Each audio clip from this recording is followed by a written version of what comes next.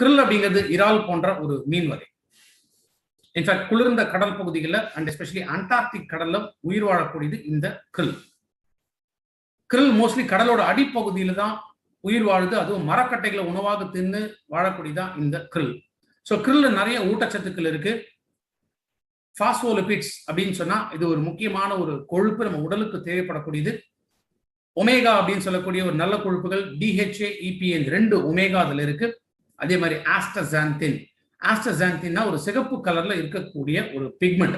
நம்ம உடம்புல நச்சு பொருள் உருவாகாமல் தடுக்கக்கூடியதான் இந்த ஆஸ்டசாந்தின்.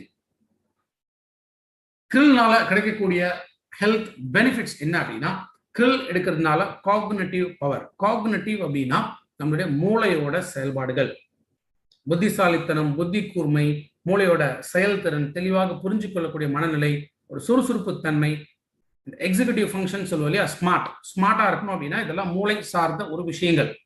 அப்ப இந்த மூளை ஹெல்த்தியா இருக்கணும் அப்படின்னா krill ஆயில் எடுக்கணும். கண் பார்வை கோளாறு இருக்கிறவங்க krill ஆயில் எடுத்து வரலாம்.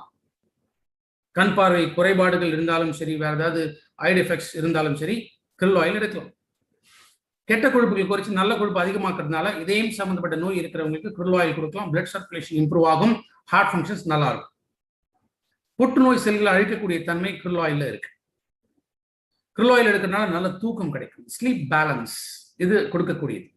ஃபேட்டி லிவர், உடம்புல கல்லீரல்ல கொழுப்பு போய் சேரும்போது அந்த ஒரு என்லார்ஜ்மெண்ட் வீக்கம் அடையும். இதுதான் ஃபேட்டி லிவர் அப்படின்னு சொல்லுவோம்.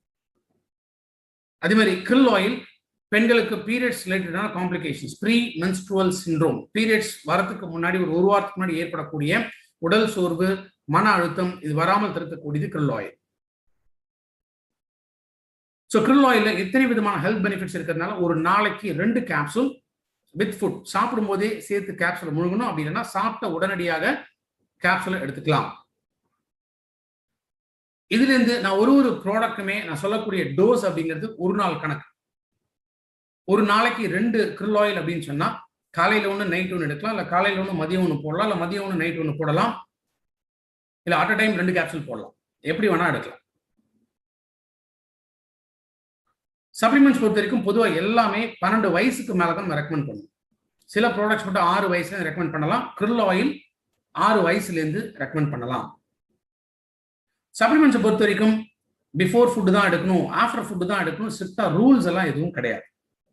பிஃபோர் ஃபுட்டோ ஆஃப்டர் ஃபுட்டோ 1 மணி நேரம் கேப் விடணும்.